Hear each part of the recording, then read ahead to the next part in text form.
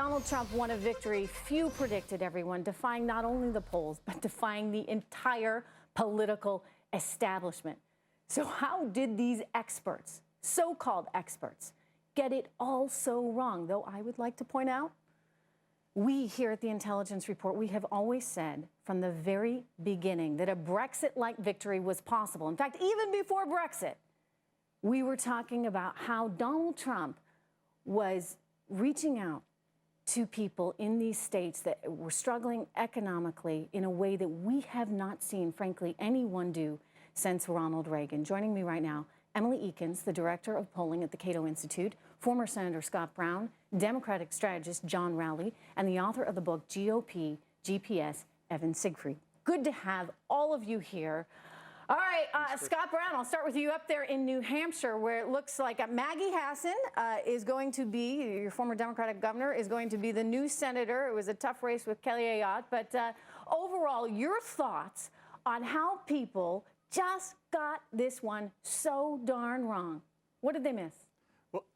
Well, Trish, as you know, I've been on your show many times, and I've said it's his to lose. I've said that from the beginning. I felt it as recently as yesterday morning, arguing with my wife and family, and because the political pundits, with all respect, didn't get it right. And they didn't get it right because they're not listening to the people, in that they were scared to actually tell people how they actually felt, because they would be demonized and vilified. Their cars would be scratched, their signs would be ripped up. So they just kind of kept it to themselves. And I can't tell you, as I've said this before, how many people came up and said, hey, don't tell anybody I'm voting for Donald Trump. And these are the most unlikely people who would vote for Donald Trump. I got to tell you, I heard the same thing, Scott. I heard the same thing, and I talked to so many people all over the country, different walks of life, from the extraordinarily successful to the middle class to the not so successful to evangelicals. I mean, right across the board.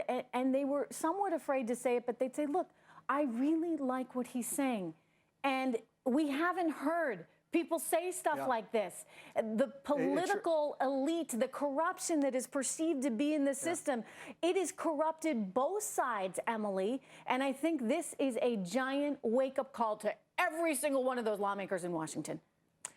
Is it not? I think it is a wake-up call, but honestly, this election is about being a low turnout election. We have about 4 to 5 million fewer voters who showed up at the polls, and far more people voted for third-party candidates. And on top of that, Hillary Clinton underperformed in virtually every group except for women. This election was lost by Hillary Clinton. So this was, well, you know, Scott Brown making the point that earlier to me that people just don't like her, that this is part of her problem, that as a candidate, she truly does struggle. Because, you know, Evan, I know you were no Donald Trump fan, but he related to people in a way that she couldn't even hope to. I mean, she just had sort of no clue what your average American is up against. I've said it was sort of like Marie Antoinette. Let them eat cake. You know, buy them a few freebie things along the way. They'll vote for me. But you need more than that. You need solutions. Yeah. Donald Trump, unlike Hillary Clinton, understood that people were hurting and felt bad. He saw that now, after last night, the last 3 of the last 4 elections at the federal level were direct repudiations of Barack Obama and the Democratic agenda. Democrats just felt, let's keep going, running on the greatness of Obamacare while premiums are skyrocketing. And Donald Trump even went out and talked about urban areas where Democrats take for granted.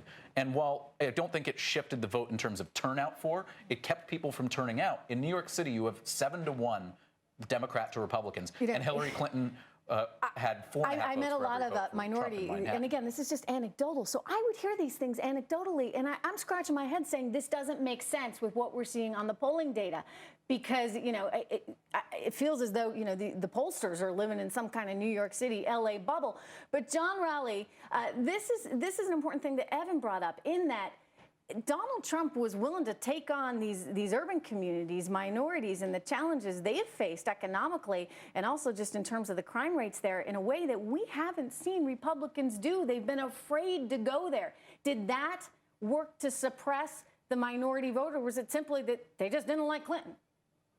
I think Hillary Clinton ended up being a pretty flawed nominee. And I think, you know, I mean, there's no doubt about it. You have to tip your hand to Donald Trump. He's a master communicator. We knew that before he ran, and he's proved that, and maybe even proved it to himself in the process of this campaign. And, you know, there's just, I mean, right now we're going to go through a season of reflection and depression among progressives. There's progressive Prozac that needs to be handed out right now, because I think there is just a. But you know what? There's almost, you guys kind of screwed up, because you had a candidate that, you know, look, I'm not a socialist, so I can't ever get on board with any of that, but he is someone that spoke to the masses, resonated with people. I'm talking about Bernie Sanders. You had a candidate that connected. You chose not to go with him. I've often said Joe Biden would have done a heck of a lot better. Why were the elites so willing to back Hillary Clinton when they should have known all along she would be a challenge?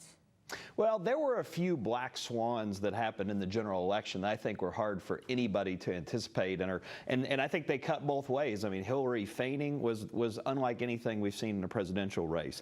Donald Trump and the I don't know about that. I think people would cut her some slack for that. You know, well, it was hot. two or three things poor though woman had walking pneumonia. You know, maybe she should have just come out earlier and said, you know, I got walking pneumonia. I'm going to be in and out of this thing. The two different FBI announcements, and then also the Trump tapes. I mean, these are all things I think Hillary's campaign, or maybe just Hillary Clinton, I think they took too much comfort in the Trump tape almost ending the campaign at that point, because if you looked at a lot of numbers, it seemed like it might have. They thought that would be the case. Senator Brown, they wanted Donald Trump to be the nominee. They figured he was the easiest guy to beat. Boy, they sure got that one wrong, too. You've backed Donald Trump from the beginning. What is it that you saw in him all along, initially, that clearly so many missed? Well, the fact that he's not a quitter, and he was basically on an island battling against the Democrats, Republicans, never Trumpers, the media, and he did it by himself, and that showed great courage. I love it when people say, oh, Hillary Clinton was a flawed candidate. Give me a break. A two-term senator, former First Lady, former Secretary of State. She was probably the strongest candidate you could have actually gotten when it comes right down to it. No, but Scott, come on. She was a flawed candidate. She was a flawed candidate because she didn't connect. Went through the process like everybody else. Nah, she didn't connect with the people. She didn't connect with the people. Oh, yeah. And by the way, her legacy, I mean, you think about her husband and NAFTA and, you know, the job losses, 700,000 of them that resulted from NAFTA. You think about her pushing another trade agreement, the TPP agreement, and, you know, this is not going to go over well in places that rely on American manufacturing. Yes, but Trish, they knew that. The Democratic Party knew that, and they got rid of Bernie Sanders, as you referenced, and they put in Hillary Clinton. So you live by the sword, die by the sword. Here's the very interesting thing that your viewers need to know. Harry Reid changed the rules in the Senate to allow for 51 votes. So everything except the Supreme Court, the federal judges, the cabinet secretaries, the ambassadors, everybody's 51 votes. So when you talk about pushing forth an agenda to get this country moving again, President-elect Trump's going to have those tools to just do those very important things. He's got the wind at his back. I mean, Evan, he's going in there, and he's got everything. I mean, and I also think that the Republican Party is coming around, including the Never Trumpers, because effectively he saved them. He saved the party, which really looked as though it could just be imploding. Yeah. They're all there, in part because of him. Yes, we still have a lot of work to do outreach to millennials and urban voters. But as a Never Trumper, Donald Trump's success as president is our success as a country, and I'm here to help if he needs it. So you're on board? Yes, he's our president. And do you think other Never It's my patriotic duty to do so. Will also be on board now? Amen. Yeah. But he has ruined the GOP brand among large blocks of voters, particularly Hispanic Americans, Asian Americans, millennials. And so while the Republican Party has a win this time, come 2020, 2024, they're going to pay the price. Well, and this is part of well, not necessarily. I mean, if he actually improves the economy and people have a better lot in life and they feel as though America is a place of opportunity the way it should be, then I would think Senator Brown, you know, he's got some good things going for him going into the next round. Yeah, Trish, you know, he hasn't even served one day, and people are saying, oh, you wait till the next time. Listen, give the guy a chance, okay? The House and Senate hopefully will work together in a bipartisan, bicameral manner to put our country's interests first as Americans first, and the Latinos, the Mexican Americans, the Muslim Americans, every American is going to help, hopefully, have an opportunity that they haven't had because of the big government on individuals and businesses, which are putting that wet blanket on growth and development. So there's a lot of things to and do. the other There's thing a you lot of got to work point to out do. is the So big we'll see what government happens. and the liberal left has encouraged this divide and encouraged this split, and now he has an opportunity to bring everyone together.